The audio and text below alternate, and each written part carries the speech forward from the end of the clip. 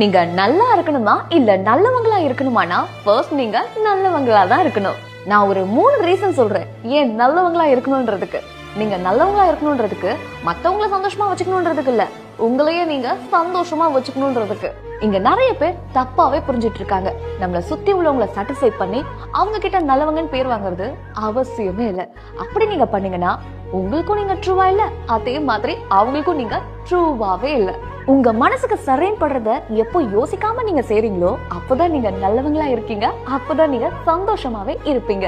Number 2, நீங்க நல்லவங்களா இருக்கிறதுனால எல்லாமே நல்லதுதான் நடக்குமானா கண்டிப்பா தெரியல.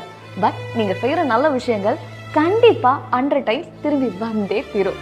அதுக்காகவாவது நம்ம நல்லவங்களா இருக்கலாம். நம்பர் 3, நல்லவங்களா இருந்தாலே விட்டுட்டு போயிடுறாங்கன்னு ஃபீல் பண்ணீங்கன்னா ஒரு நிமிஷம், நீங்க அவங்கள லூஸ் பண்ணல, அவங்க தான் உங்களை லூஸ் பண்ணிட்டாங்க.